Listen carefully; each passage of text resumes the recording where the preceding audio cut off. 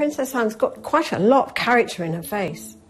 Sculptor Francis Segelman-Pecci is making a bust to mark the princess's 70th birthday. She's done most of the royal family. She's coming for a second sitting. I'd love her to have a tiara. I'm going to try and persuade her today. Good morning. Lovely to meet you again. Thank you for coming. I did the sculpture of your mother in 2008. 2008? Your father in 2000. Boris. Hairdo is tricky. The princess must now be centre of attention, not something she enjoys. Caroline Nunnally is a lady-in-waiting. Her job? Anticipating the boss's needs. Right now, it's probably escape. Goldfish in a bowl here.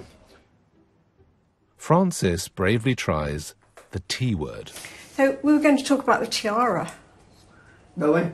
Yeah. I thought I'd said no.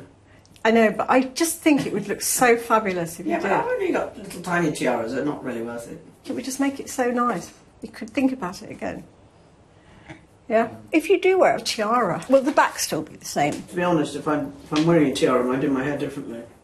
It's probably a no. But there is another type of crown to discuss. I want people to like us, to feel that they know us. I know you value your privacy, but I think there's a lot about you that they would like if they got a chance. The fact that you're good value for money. Like a pair of long-lasting boots. Actually, I read an article the other day about I don't watch Netflix and The Crown, but no. The actress was talking about how long it took them to do their hair like I did. Really? And I'm thinking, how could you possibly take that long? I mean, it takes me 10 or 15 minutes. You do it yourself? I do it. Do you do it yourself? Because it's so much quicker. I know. I mean, the idea that they're taking that long. Don't you think I did that every day? I don't think so. Oh, amazing. The early ones were quite interesting. When your mum was young? Making series about people who are still living is always quite a dangerous thing to do, I think. The television princess wasn't interested in celebrity. Not unlike the real one. She's not a person that is constantly looking for praise. She gets on and does her work regardless because she thinks it's important. Anne doesn't crave the limelight. She probably had her fill of being in the newspapers when she was young, so there's a lot of things that she does under the radar. There were no tears when Princess Anne was first captured on film in September 1950. It's an occasion when we would all wish to share their joy and pride.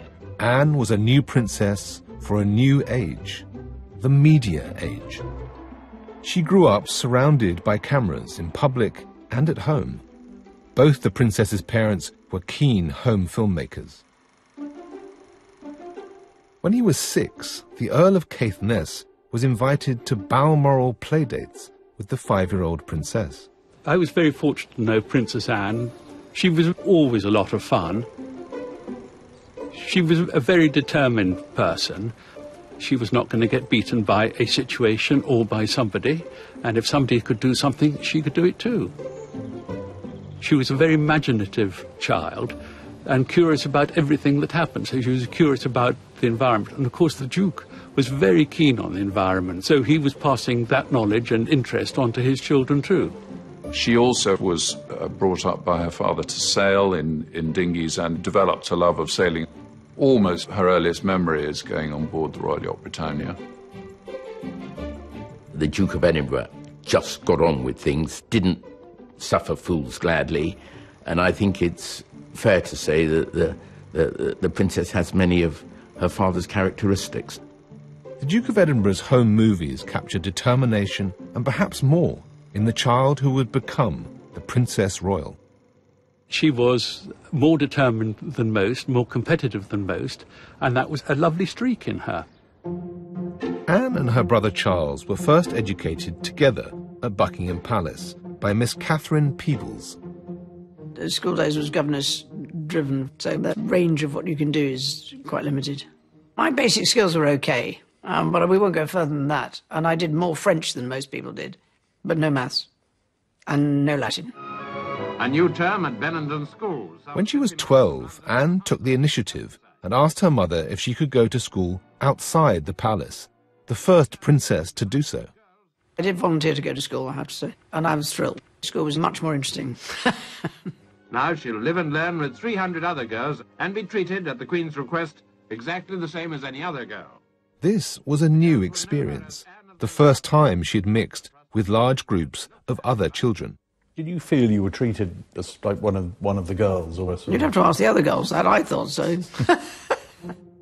One of them was classmate Sandra Hacking, already part of a tight friendship group. For 6 years, they'd share the princess's hopes, dreams, and secrets. We were given encouragement to be as natural as possible with the princess. The perception was that the princess might be quite shy, but we had this group of friends, and the princess just rocked up and joined in. For me, of course, it was education at a different level, and the fact that you were doing it with a group of people, I was amazed how much I enjoyed it. And I got on very well with our headmistress, Miss E.B. Clark, but most people were terrified of her. We used to have quite interesting conversations, and she was fascinating. It didn't happen all that often, but I was always intrigued by what people were so frightened of. Perhaps the head was on best behaviour with a pupil who had her own policeman. There was a really lovely security officer, and we did lead him a bit of a dance. It was rather fun to break out of school and go to the fish and chip shop and trying to escape this loyal detective who was supposed to be looking after her. And anyway, we did that a few times. She was a very normal teenager. She was sensible and fun. Scotland Yard had help. Anne's classmates also kept an eye on her. There was possibly a general instruction not to talk to the press. The paparazzi did exist then. I don't recall intrusion at school, but on the public road they were quite keen to photograph her. So there was a sense of looking after her. After A-levels, many went on to further education. The princess went into the family business. So many of my contemporaries, when asked why they were going to university, would say, well, because that's what you do. And I'm thinking, really, that's not a very good reason for going to university, so I thought I'd skip that. But I also thought that I might have the opportunity to travel with Her Majesty on her tours. I did geography A-level, so for me it made more sense. Shortly before her 19th birthday, the princess joined her parents on a state visit to Austria. It was the start of a lifelong career representing the country abroad. On early trips, the princess was learning the ropes. People talk about being trained to become a member of the royal family. I'm sorry to disappoint you, there is no such thing. It's just learning by experience. But it's hardly ever does anything go quite according to plan. You have to learn that. One that sticks in my mind about going up in lifts, there was the Queen and the Duke of Edinburgh and Lady-in-Waiting and me. I think we were all dressed for quite a smart do somewhere. And we went from the ground floor. We were only supposed to be going 2 stories. And it went up to about the 19th floor. And this chap got in thinking he was going for a spa treatment. He was slightly surprised. In Australia in 1970, the princess tried out a new approach to royal visits that Fleet Street dubbed the walkabout. I picked a young woman who I thought was sort of my age, and she looked at me and she said, "We met before." And I'd never been to Australia before, I'd never done a walkabout before, and I thought, don't be ridiculous. And she said, "I was the floor maid in Malta when you came." So you learn. This is a small world. At the time Princess Anne came of age, whatever the young did was news, and whatever young royals did was big news. Today, they're celebrities, like it or not, but Anne was the pioneer. The pressure that is applied to the younger members of the family is always worse, because that's what the media is interested in, and that's, hard sometimes to deal with. But there was no social media in my day, so it probably has made it more difficult. I know there are lots of younger royals who are very glamorous, but she was a very modern princess. In the relatively short time that Anne has been a grown-up, fashion-conscious young lady, she's made herself a name for her choice of hats. She was actually rather glamorous in the long hair, and she was very much of her time. She's the first princess to wear a miniskirt. Different looks go in out of fashion. She's not ahead of it, but she's definitely in there. And she was on the cover. For her 21st birthday, there was a landmark portrait. Well, to be on the cover of Vogue in 1971, I mean, the Vogue cover is for extraordinary women, and she was very much her own person, not her mother or her aunt. Princess Anne hit Planet Fashion for 6. Her public wardrobe was bold and blocky. She favoured bright colours and big hats. She's actually really fashionable as a young woman, and she's sort of her own person within those parameters. The princess turned her visibility to good use, backing the textile and fashion industries. Tonight, she's at London Fashion Week to present a design award. So the princess has been our president since 1985. In the 60s and 70s, she was known for her very lively interest in fashion. And the princess has an eye. I'm sure she wouldn't mind me saying this. She has her preferences on colours. I mean, we see green quite a lot, natural colours.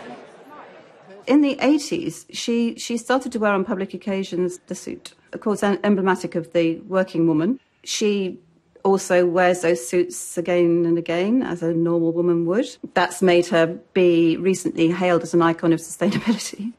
I'm probably the very last person to make any comment about fashion, and any husband who makes a comment on his wife's fashion style is a very brave or risky man.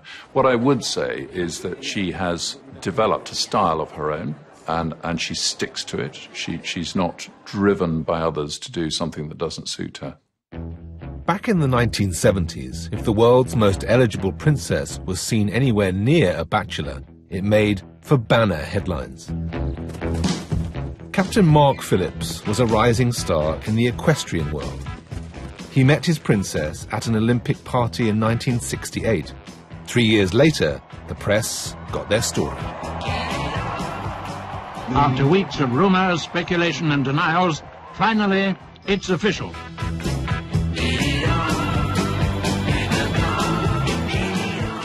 Neither the princess nor her fiancé wanted the attention, but their celebrity fueled royal wedding fever. In November 1973, the ceremony was a major television event. There'd never been anything like it in terms of television spectacle, probably since the coronation, which was on tiny black and white sets. 500 million people watched around the world. With this ring, I thee wed. With this ring, I thee wed. The wedding made the princess and her new husband the most famous couple on earth. It also made them targets.